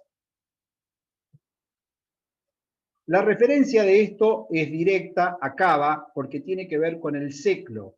El SECLO, que ya lo vamos a ver cuando veamos procedimiento laboral en las últimas unidades, es el centro obligatorio de mediación laboral que exige en CABA que yo antes de ir a hacer un juicio laboral tengo que tramitar previamente el SECLO y agotar con un certificado que me dice usted ya pasó por acá y no logró un acuerdo. ¿Mm? Ese es el trámite previo obligatorio. Antes, cuando explicábamos este artículo, decíamos que esto no regía para las provincias de Río Negro y Neuquén. ¿Por qué? Porque aquí no tenemos el SECLO como tal. Pero, como todo cambia, todo cambia, la provincia de Río Negro tiene vigente y ha implementado una prueba piloto de mediación laboral obligatoria para la cuarta circunscripción judicial con asiento de funciones en Chipoleti. Va de vuelta. La provincia de Río Negro ha implementado un sistema de prueba piloto de mediación laboral previa obligatoria, solo para una de las circunscripciones judiciales. ¿Y esto qué significa? Que en Chipoleti, si yo por una cuestión de competencia tengo un reclamo laboral y cae en Chipoleti, no puedo ir a la Cámara de Trabajo y demandar directamente, sino que tengo que ir a hacer el trámite de mediación previo obligatorio. Una vez que agoto la mediación, me dan un certificado de que la agoté sin acuerdo, recién ahí puedo iniciar el juicio. Entonces, en la actualidad, en nuestra región, también es de aplicación lo que dispone el artículo 2, porque hay instancia previa de carácter obligatorio solo en la cuarta circunscripción judicial con asiento de funciones en la ciudad vecina ciudad de Chipoleti. Digo vecina porque yo estoy en Neuquén en este momento. El resto de las circunscripciones de la provincia de Río Negro no lo tiene todavía vigente, más allá de que la ley está aprobada, y Neuquén no tiene trámite de mediación vigente, ni para los laborales ni para los civiles. ¿Se ha entendido eso? Ojo que voy a apretar un poco más la tuerca y necesito que esto esté entendido. ¿Por qué? Profesor, sí. Antes de que siga, aquí dice, arriba decían, no le abonar indemnizaciones. ¿Eso no quiere decir que se las abone y estén mal liquidadas? Puede ser, no le abonaré nada o le abonaré parcialmente. Supongamos que vamos a ir a un ejemplo típico. Preaviso. La indemnización sustitutiva del preaviso dijimos que si es mayor a 5 años la antigüedad son 2 meses. Este empleador hace la liquidación, es un despido sin causa, le paga 2.45, le paga integración, pero de preaviso le paga 1 mes. En vez de 2 le paga 1. Por el mes restante yo lo intimo a que me lo pague. No me lo paga, inicio juicio, voy a reclamar el mes que me falta de indemnización sustitutiva de preaviso, más un 50% más de ese monto como multa. Ok, gracias. Dije, último tema para cerrar, que hacía acá una pausa porque puede existir una confusión cuando ustedes empiecen a ejercer la profesión o a ver la parte de procesal laboral. Hemos hablado muchas oportunidades de lo que se denomina la autoridad de aplicación en el ámbito del derecho laboral. ¿Se acuerdan? Es la Subsecretaría de Trabajo o el Ministerio de Trabajo. Hemos dicho, para los que están en Roca, que allá atrás de la facultad, a la cual hace mucho que no voy, está la delegación de la Subsecretaría de Trabajo de la Ciudad de General Roca. En todas las localidades, las delegaciones, allí está en una casita del IPPB, también ocurre lo mismo en Choel, etc. ¿Por qué hago esta explicación o a dónde quiero apuntar? ¿Puede un trabajador, antes de iniciar un juicio, ir y hacer el reclamo ante la Subsecretaría de Trabajo, tanto en la provincia de Río Negro como en la provincia de Neuquén? Sí puede, claramente puede. ¿Pero es de carácter previo y obligatorio? No, no lo es. Es decir, el trabajador a su voluntad puede ir a hacer el reclamo ante la autoridad laboral o puede no ir e iniciar directamente la demanda. Por eso es que no se confundan, porque cuando la norma en el artículo 2 habla del requisito previo, dice que sea una instancia previa de carácter obligatorio.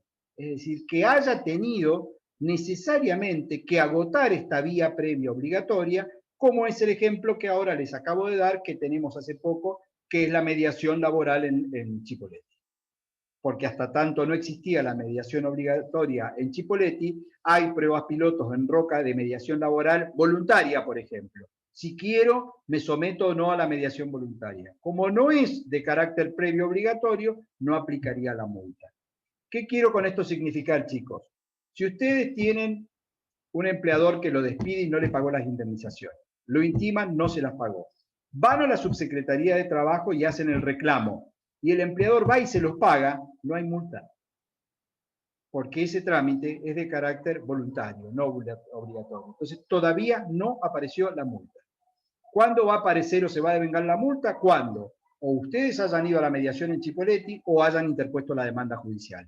En ese caso, ahí sí encuadran en el supuesto del artículo 2 y ahí sí van a poder reclamar la multa del 50% que, como verán, no leí el último párrafo, si hubiera existido causas que justificaran la conducta del empleador, los jueces, mediante resolución fundada, podrán reducir prudencialmente el incremento indemnizatorio dispuesto por el presente artículo hasta la exhibición de su pago. Es decir, que deja en potestad del juez, si por supuesto la parte así lo pide, una disminución, a temperar el valor de la multa a un porcentaje menor o aún la eliminación, es decir, no corresponde la multa y esto queda sujeto al criterio del juzgador en la medida de que pueda haberse creído válidamente con derecho el empleador a no pagar esa suma que ahora se le paga. Profesor. Sí, ¿escuchó? Cuando empezamos con el tema, se me prendió la lamparita automáticamente en el tema de transacción y conciliación, y estaba viendo acá, por ejemplo, en el caso de que hagan una conciliación ante autoridad administrativa o judicial, y en el caso de que no se cumpla, por ejemplo, habíamos dicho que no se discute sobre lo que sería despido sin causa, pero sí sobre otras cuestiones, por ejemplo, y no cumple con esa indemnización, ahí sí tengo que iniciar otra demanda en sede judicial para cobrarla y ahí reclamar la multa, digamos. No. A ver si te pude seguir, Lourdes, porque me perdí un poco en el camino. Si yo ya tengo un reclamo y en ese reclamo llego a un acuerdo conciliatorio y logro una homologación de ese acuerdo, el acuerdo no cumplido directamente se ejecuta. No es un nuevo trámite, sino que si fuera judicial se ejecuta en el mismo expediente y si fuera administrativo se pide el expediente administrativo y se lo lleva a judicial y se ejecuta el monto.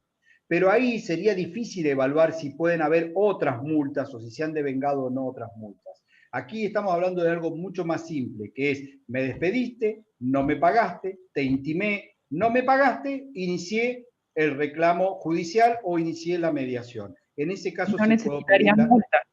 ¿Cómo? No necesitaría de la multa, porque ya está homologado, digamos, esa era la duda.